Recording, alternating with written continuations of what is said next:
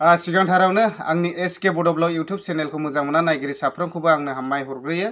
बेजों लोगोसे दिनै आं नोंथांमोननि गेजेराव मोनसे भिडिअ लाबोगोन। बेनो जादों जाहैबाय दिनै एप्रिलनि 30 थारिख। दिनै बेबायदिनो बर' हारिनि मुङाव सेक्रिफाइस खालामबोनाय एक्स एनडिएफबि बिथांमोना जिथुनाखि सेन्ट्रेल जेलाव खायफा बेबायदिनो जिउ जोबजासे जोबथेसालियाव जोबजानानै दं आरो बेजों लोगोसे खायफा एनआइ केसफोरजों बेबायदिनो गोग्लैनानै दं आरो बेबायदिनो गोबांथार एक्स एनडिएफबिफोरा सेन्ट्रेल जेलाव जोबजानानै दङ। दा बिसोरनि मुङाव बेबायदिनो लास्ट बैसागु बिदायनि जिथुनाखि प्रग्राम लादों। नोंथांमोना बेबायदिनो गोबां इउट्युब चेनेलफोरनि गेजेरजों नुखाबाय जानांगौ। दा आं बिनि सायावनो एसे भिडिअ लाबोगोन। दा एक्चुअलि आंबो बहुद गोसो जादोंमोन थांनो, मानो होनना बुङोब्ला आंहा एसे फाइनान्सियेलि बेलाया सर्टेज जादों। दा बिनि हिसाबैनो आङो सहैनाय जायाखिसै। जुदि आंनि आखायाव फाइनान्सियेलि बेलाया दंमोनब्ला आङो ब्रादारमोनजोंहाय कन्टेक्ट खालामनायनि गेजेरजोंब्लाबो आं थांखागौमोन सोरखिना। दा दुखुनांथाव बाथ्राया बेसो, आंनावहाय फाइनान्सियेलि बेलाया सर्टेज जादों। दा बिनि थाखायनो आङो सहैनाय जानाय नंला। आरो आसा खालामदों आङो नेक्स्ट इयारफ्राव बेबायदि प्रग्राम लाबावोब्ला आङो ट्राइ खालामगोन एबा आं नाजाथारगोन आरो।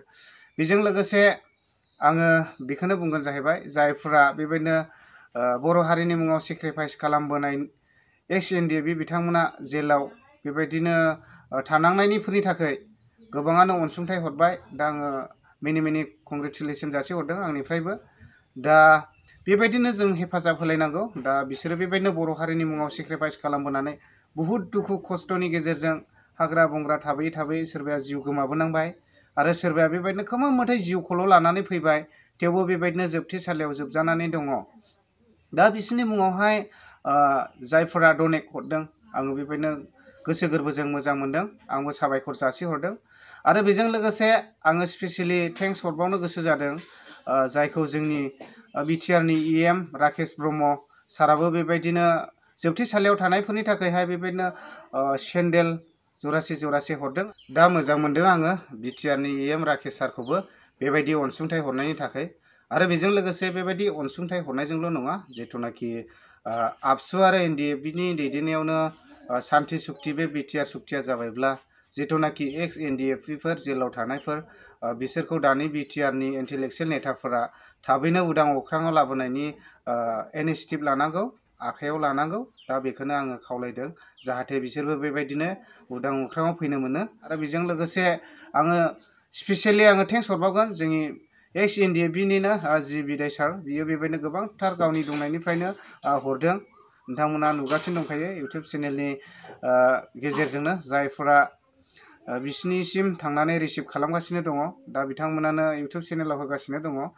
दा आङो बेजों लोगोसे आङो बेखौनो बुंबावगोन जाहैबाय, जिथुनाखि जोंनि दानि जेसेबांनाखि रायजो राजाफोर जों बेबायदिनो सहाय खालामलायनांगौ। मानो होनना बुङोब्ला बिसोरो बेबायदिनो बर' हारिनि मुङावनो सेक्रिफाइस खालामनानैहाय जोबथेसालियाव जोबजानांनानै दङ। दा बेजों लोगोसे आङो बेखौनो बुंबावगोन जाहैबाय, जिथुनाखि जोंनि दानि बिटिआरनि माखासे दैदेनगिरिफोर, जोंनि बे एनडिएफबिफोरा जेलाव जोबजानांनानै थानांनायफोरनि थाखाय जिथुनाखि सावरायबाय थायोब्ला सरखारनिसिम थाबैनो बिथांमोनाबो उदां अख्राङाव फैनो हायोब्ला जोङो बहुद गोजोननाय मोनगोन। दा बेखौनो आंबो आसा खालामो जोंनि दानि जेसेबांनाखि बिटिआरनि इन्टेलेक्सुयेल नेताफ्राबो नाजालांबाय थागोन, बिथांमोननि केसनि सायावहाय थाबैनो रायज्लायलांगोन आङो आसा आरो मिजिं थिदों।